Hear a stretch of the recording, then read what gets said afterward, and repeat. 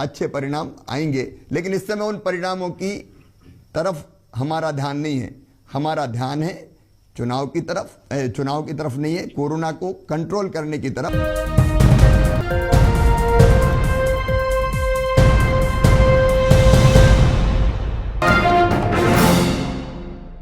कई बार ऐसा होता है कि आदमी के दिल में जो बात होती है वो अपने आप जुबां पर आ जाती है, कहना नहीं चाहता। अक्सर राजनेता वो बात कहते हैं जो हकीकत से बहुत दूर होती है। वो अपनी पार्टी की बात बोलते हैं, वो अपने राज्य की बात बोलते हैं, लेकिन कई बार ऐसा होता है कि गलती से सही बात बाहर निकलकर सामने आ जाती है। ऐसा ही हुआ मुख्यमंत्री शिवराज सिंह चौहान, मध्य प्रदेश के जो मुख्यमंत्री हैं, जब वो प्रभु चावला के साथ सीधी बात में बात कर रहे थे तो बात करते करते उनकी ज़बान से ऐसी बात निकल गई कि वो ट्रोल हो गया और लोग कहने लगे कि वाकई में सही बात ज़ुबान पर आ गई। अच्छे परिणाम आएंगे, लेकिन इस समय उन परिणामों की तरफ हमारा ध्यान नहीं है। हमारा ध्यान है चुनाव की तरफ नहीं है, कोरोना को कंट्रोल करने की तरफ। देखा आपने शिवराज सिंह चौहान जिस तरह से कह रहे हैं कि हम लोग व्यस्त थे इलेक्शन में, हमारी प्राथमिकता इलेक्शन है, ये बात वो कह रहे हैं। और उसके बाद उन्हें एहसास होता है कि मैंने गलती से ये बात बोल दी, और हालांकि जो बात उन्होंने बोली वो सरासर सही है, 16 आने सही है, जिसको साबित किया है देश के प्रधानमंत्री नरेंद्र मोदी ने, देश के गृह मंत्री अमित शाह ने।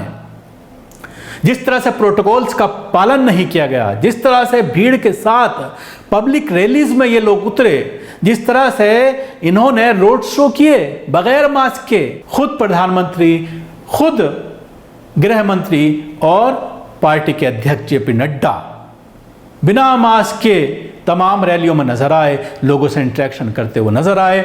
आज जिस तरह से मद्रास हाई कोर्ट ने यह फैसला दिया है और पूरी तरह से इलेक्शन कमीशन को जिम्मेदार ठहराया गया है मद्रास हाई कोर्ट के जरिए, और यह कहा है कि क्यों ना इलेक्शन कमीशन के ऑफिसर्स के ऊपर कत्ल का मुकदमा चलाया जाए, क्योंकि दूसरी लहर में जिस तरह से इलेक्शन कराए गए और उसके बाद कोरोना फैला, आज हालात इतने भयावह हो गए हैं कि लोग अपने घरों में बंद होने पर मजबूर हैं, तो उसके लिए पूरी तरह से इलेक्शन कमीशन जिम्मेदार है। इलेक्शन कमीशन ने ही कहा कि हम जिम्मेदार इसलिए नहीं हैं क्योंकि जहां जहां पर भी वोटिंग की हुई हमने वहां पर कोरोना गाइडलाइंस का पालन किया। तो उस पर मद्रास हाई कोर्ट के चीफ जस्टिस ने कहा कि बिल्कुल गलत, आपने रैलियों के लिए कोई गाइडलाइंस नहीं बनाई, आपने रैलियों को नहीं रोका, आपने रोड शो को नहीं रोका, इसलिए आप जिम्मेदार हैं और आपके ऊपर कत्ल का मुकदमा चलना चाहिए। और उसके साथ ही यह भी कहा गया है कि 2 मई को जब पूरे देश में रिजल्ट आने वाले हैं, उसके लिए आपने क्या मैकेनिज्म तैयार किया गया है, काउंटिंग के लिए आपने क्या तैयारियां की हैं, वो कोर्ट को बताएं। और अगर हमें लगा कि आपकी तैयारियां पर्याप्त नहीं हैं, आपकी तैयारियां ऐसी नहीं है जिससे कोरोना पर कदम लगाया जा सके, कोरोना को रोका जा सके, तो हम काउंटिंग पर पाबंदी लगा देंगे। जाहिर सी बात है, एक बड़ा फैसला है मद्रास हाई कोर्ट का, लेकिन अभी 2 दिन पहले दिल्ली हाई कोर्ट का भी इस तरह का फैसला आया था और यह कहा था कि हमें सरकार बताए अगर किसी ने ऑक्सीजन के टैंकर को आने से रोका है तो हम उसे फांसी पर लटका देंगे। लेकिन कल एक वाकया ऐसा पेश आया जिसमें उत्तर प्रदेश की एटीएस ने एक टैंकर को हाईजैक कर लिया जो दिल्ली के लिए ऑक्सीजन लेकर के आ रहा था और उसको उत्तर प्रदेश लेकर जाया गया। तो क्या दिल्ली हाई कोर्ट अब उनके ऊपर कोई एक्शन लेगी? हरगिज नहीं। ये सब बातें सिर्फ कहने की होती हैं। मद्रास हाई कोर्ट ने जरूर कहा है कि कत्ल का मुकदमा चलना चाहिए, लेकिन क्या कत्ल का मुकदमा ऐसे ऑफिसर्स के खिलाफ चलाया जाएगा जिन्होंने कोरोना की दूसरी लहर को देखते हुए भी रैलियों पर पाबंदी नहीं लगाई? उत्तर प्रदेश में इलेक्शन चल रहा है पंचायत का, 5 राज्यों में इलेक्शन होते रहे और किसी तरह की पाबंदियां नहीं लगाई गई। जब प्रधानमंत्री जब तक रैली कर रहे थे तब तक रैलियां होती रहीं।